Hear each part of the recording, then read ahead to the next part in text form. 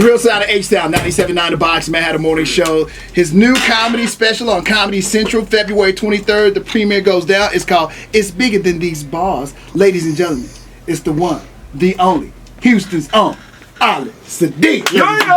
Ali Siddiq. Man, do you understand that you have said it, the title of it, the best? Like we should get. Send me a clip of that. Send me a cut of that. So I can send it to conversation. Watch they change the promo. Look, I'm getting ready to tell on Ali, y'all. One day, see, y'all don't think comedians be trying to look good and be fashionable too. One day we had to do a video shoot a couple of months back. I saw Ali in the oh man, what's the store over there? Oh God, what's the store I saw him in? Anyway, saw him in the store getting some clothes for his next show. He had to get his clothes and then get ready to get on the flight to get to get his his sexy on the stage. And I get tired of these comedians be acting like they don't be trying to be sexy on stage. But I caught him in the middle of the act and I said, see, I'm here because we just doing a video shoot. But I caught you. I see you trying to be all fashionable, brother. So I just want y'all to know that he also is a sideline fashion guru as well. Really? Yeah, just don't think that the clothes he wore on stage was just an accident. He just fell into that. There was a lot of thought that went into that outfit on stage. That's funny that you say you caught me because you didn't want to be seen. You can tell. You're a funny guy. He kind of put his head down at first, and then he gonna act like he's. Hey, what up, Hatta? Yeah, I see you, brother, picking out those Gucci this and Gucci that. You ain't slick. But I just had to mention that, y'all. I had to mention that. Number two thing I got to mention. People don't realize for comedians that it can be dangerous. We just seen the video, and I forgot the brother's name that got on stage, and the fan lashed out at him. Steve Brown. But here's the funny thing. They don't know this kind of stuff happen to y'all all the time because you've been in situations like this too. How do you handle that? Because your job is to make me laugh, but what do you do for the guy who came to the show to get a laugh? But guess what? Once you got on me, it wasn't so funny no more. What the weird thing is, you don't have to even be getting on anybody. People remember my situation at Fat Boys when a dude decided to spit in my face. He probably won't do that no more to nobody. And don't go into detail. Him and his friends and. Like Steve Brown, I give Steve Brown a lot of credit. His bob and weave game was very strong. But my problem is, how you letting somebody use your weapons against you? I'm talking like, if you jump on the stage, how you gonna get my weapons? The chair, the stool, and the microphone stand. Been with me. These are my things. These are the first things you should have thrown at this guy. In mid jump on the stage, catch that stool on the way up. Let's catch that stool. How about that? Let that stool hold you. I'm telling you, it's nothing like running towards somebody and a stool is flying towards you. Hey man, and then if you even if you duck like a football player, football players, you can get low real quick. They train you for that. Even if you duck, then as soon as you come from under that duck, take that chair. Now if you side swipe that chair like you got a lot of Barry Sanders in you. You might go around that chair, but then I'm sitting there with the Barry Bonds with the microphone stand. Now if you avoid that microphone stand after you done duck and sidestep, oh yeah, you're a bad man. Good. Now you got to deal with my hands and my wrestling game, and then I'm old enough now that I don't have no honor about a fight. Like y'all got to understand me. I have no honor about a fight. If I think I'm losing and the only thing available is to bite you in your mouth, to bite your mouth, you gonna get your lips bit. You gonna get your lips bit together. Shut up. And if I think somebody big like Santana Dotson or Warren or Sapp or anybody big. You can be Booker T. Say Booker T grabbed me and he about to put me in the Booker T spin. I don't know how he gonna do that when I'm algae eater attached to his neck. Algae eater? I'm sucking a little bit. Shut up, bro. Just so watch when it happens. I bet you this is gonna be the only fight that you never want to talk about that you want. You're like, hey man, what happened? What happened to your neck? I don't want to talk about it. Does it change your comedy now, though, with this kind of stuff? I mean, did it change your comedy then when you got into this situation? Nope, sure didn't. it just made it more intense. Cause and now, are you expecting the club? I know I'm hitting you with a lot of these questions, but are you expecting the club now to be aware that these kind of things can happen? And the club has always been aware. Okay. The club has always been aware. It's always been security in a comedy club. There's always been security there because they know people getting their feelings, and it's not even just if you're talking about somebody. Because now it's a weird thing that I've been trained by some of the best guys on how to be Teflon when people say things about you. Because now since Dick Gregory passed and Paul Mooney is not Paul Mooney anymore, it's like the brunt of people's rage go towards DL and me now, and now Chappelle, when we talk about the truth. Because now it's a lot of white dudes that come to my shows and be very upset when I say, hey, America is not the greatest place in the world. If you think America is the greatest place in the world, then apparently you've never been to any other places. And they get upset because then I start laying out the facts. And now they got so slick that I change the joke around and say all the bad things about something first and say, well, would y'all want to live there? And they were like, nah. Well, you already live here. It's America. Mm-hmm. This is the country that you live in. And then they got to get a little more, white men, I'm going to just say this. Y'all got to get a little more creative if you're going to try to rattle me with your insults. Let me tell you what don't work.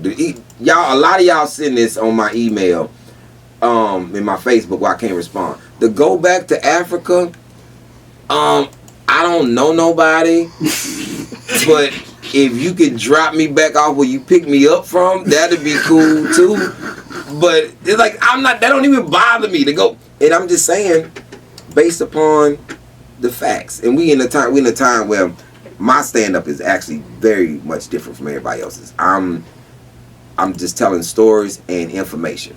I'm not doing. It's more like a theater piece now. It's not I'm coming out like I don't even reach. Is this what is going to be on the Comedy Central special? Oh, on the Comedy Central special. This is the circle back. Actually, I call it the crescent moon, affectionately, because Comedy Central know I was really upset that I couldn't get a actual prison. And that wasn't due to their fault. What? An actual prison. So y'all shot this in the prison? Yeah, we shot it. Okay, I didn't know this. And why prison? Because that's why I started doing stand-up. Okay. So I started there and I wanted to go full circle. But Texas, and I'm going to just put it out there, Texas lawmakers and politicians and whatever blocked me from shooting it in a Texas prison. Like even in Houston, no Darrington, no Central, no Ramsey, no none of that. It's like it really was a literal thing where we don't want him to come back in this prison and say that you can make it. What it was? What else could it be? Because the Golden State Warriors went and played a basketball game in a prison. Monique went into a prison and she's never been to prison. Johnny Cash played in a prison. What was Texas hold up? And they kept saying, we don't want nobody to say, we don't want him to say anything negative about the prison. Like every other state invited me to come to their state to do the show. I did not want to do it nowhere else. I wasn't locked up there. I was locked up here. Mm-hmm. So the thing was, this was, man, and it irritates me to this day, even though we shot and it's done, we don't want him to say anything negative about a prison. And I'm in rooms with people and I'm saying, well, I'm going to do this. And I'm not even being disrespectful. And I know y'all, this is how y'all going to take it, all the upper echelons. I'm going to say the word prison and you tell me all the positive words that come to your mind. Right, okay, right. Let's go. Prison. And I said, I don't mean to laugh, do you know? I want, because when they were sitting there looking with this stoic look on their face, I'm like, yo, y'all sound absolutely insane. That you don't want me to say nothing negative about a prison. Who thinks anything positive about a prison? Yeah. Anybody.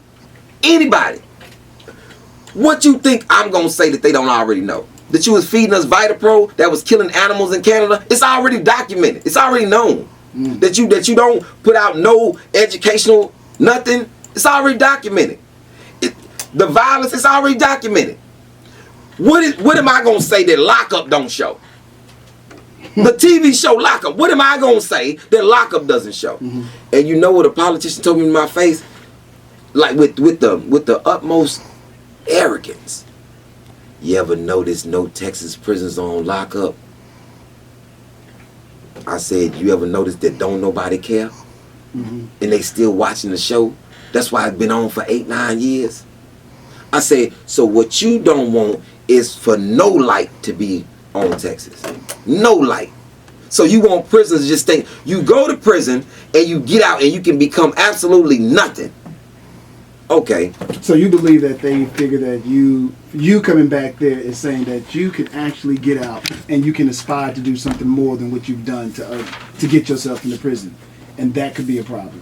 That could be a problem. That you can now have a dream that you can be a better human being. And that could be a problem. And then it's the person who you think they really? I mean, I'm being honest. You think they really? Though they would much rather you want to be a part of the prison farm circus, so to speak, as opposed to not wanting to be a better human being? Because I understand that it pays when you go to jail. So there's a certain economic, financial gain for certain people. I'm gonna ask you this: what would be the reason for you to stop somebody from coming in when you already know them?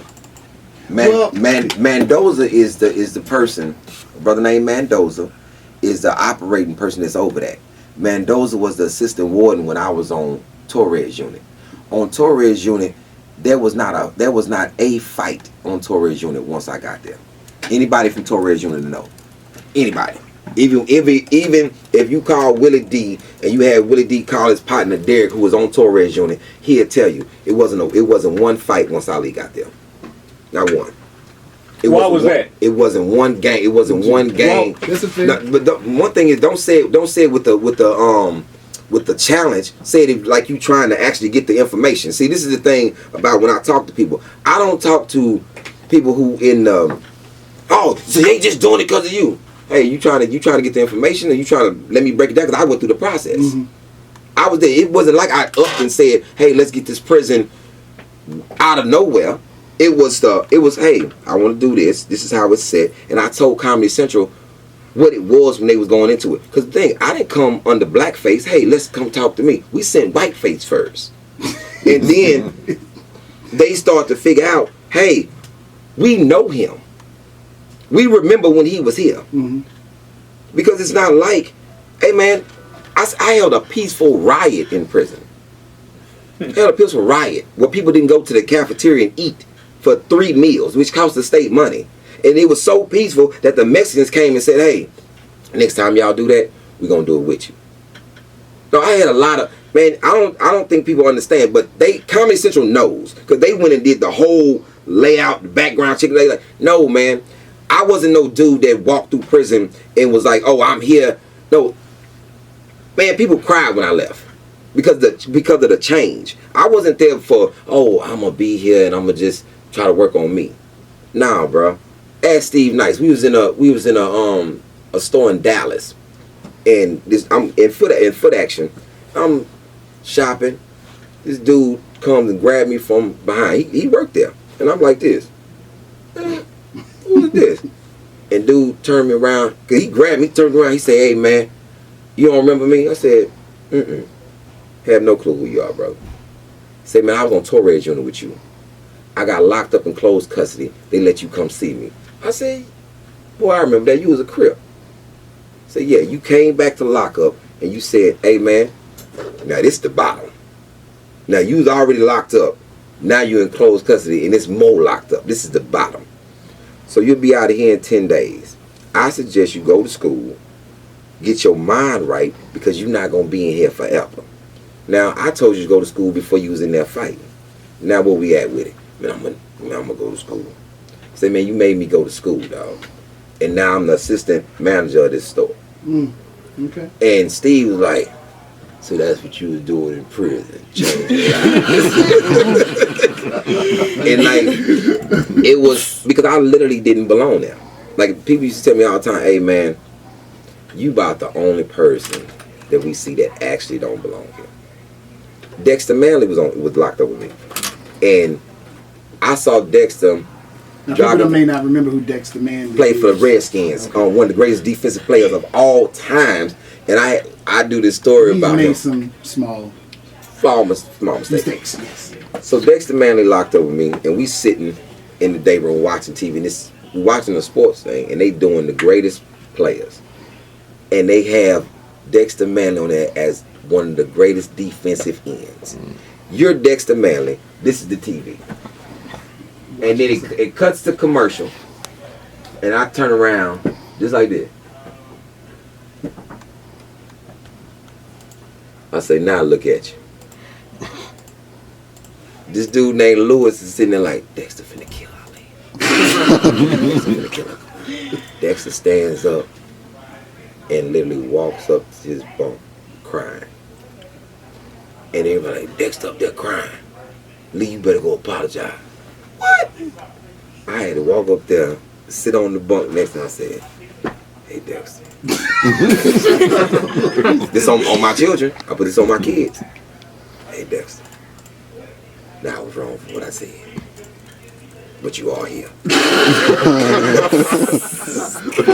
don't want to talk to you no more. So where did you shoot the video at for your specialty? I shot the movie for my special at in Austin, in a prison in Austin. So how many days did it take you to shoot? 4 days. 4 days. 4 days of a lot of chaos. Because I forgot, man. I forgot what it was like being locked up. And I got into it in there. That's funny. It's the weirdest thing that they're like, no. This is a real situation. Everybody know this. All this is real. Let's not. Big shout out to Victoria English, which was the legal person on the special. It's this scene, Hatta, where we're going. They're going to finger. It's the scene where they're going to put my hand on a fingerprint machine. And it's gonna it's live and like it hits all the shit. So I'm standing there, I'm standing there like this, and like, what's this scene right here? And like, well, real excited. We thought about this. We're gonna get you to come in and put your hand on the thing, and then your name and all the stuff gonna pop up. And I'm like, nah. Victoria comes over. Said, hey, what's up, Ali? I said, they think I'm gonna put my hand on a real machine? Victoria says, no, I hope they don't think that. She grabs her laptop and all her stuff. She walks over to the director and the producer, Christian, said, hey, is this for real? He's like, what? You can't do it. You can't. He's like, what do you? He's a real criminal. Victoria, a little short red, like, these are the files. Can't do that. And I'm standing there, and Chioke, the director, says, next shot. And Christian, the head of Comedy Central Comedy Department, he walks over and says, we're sorry. We forgot. I'm like, man, I'm not gonna put my hand on that.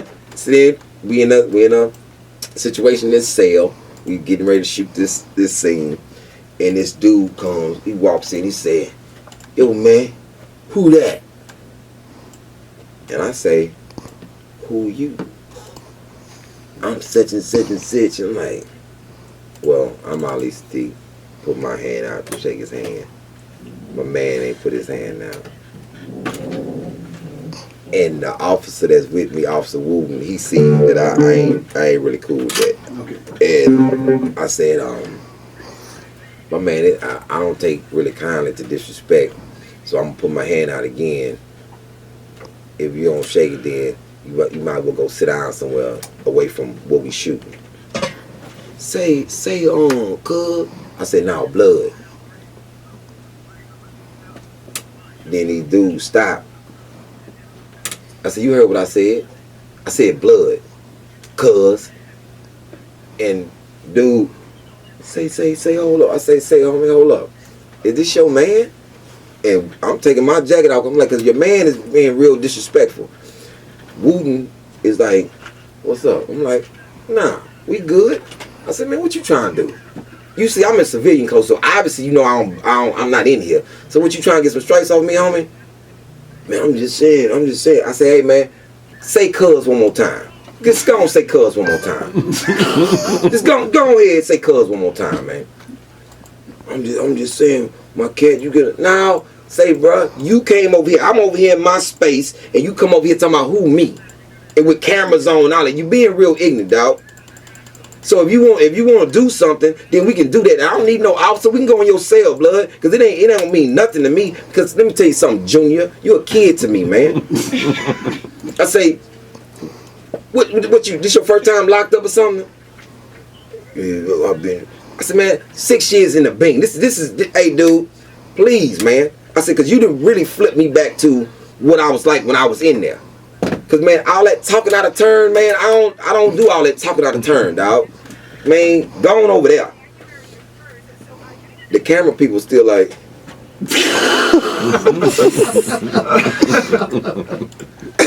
like, hey, you know we action. And Chioke, the director, being a director, it's incredible. I got all of it. And the dude from the sound, this is the crazy thing, sound man. This is how you forget about sound. The whole time he talking reckless. The sound man is still in position. That man got that man. like, so when you the playback is a lot worse than what it sound like. The playback. How did it end? I'm just curious. It ended with him being in the scene and me and him talking. You'll see it on the thing. He one of the dudes that's gonna be on there. I'm gonna be talking to two dudes, and he gonna be one of the dudes that's on there, big dude. Nah, see, what I'm trying to say is, I'm like, now you trying to get all educated on saying you just being ignorant in there. But it was the women were the biggest thing, man. Talking to the women in prison, like this is more like, what is this? It's a men and women in this jail. Yeah. What? Yeah. What kind of prison is Are this? they mixed up? No, they separated, but it's just one of those big prisons. But they signed. It's like when I was on what was that? Bill Clemens up in Amarillo. Yeah. You sound more like a gangster than a comedian, sir. Nah, I think it's this.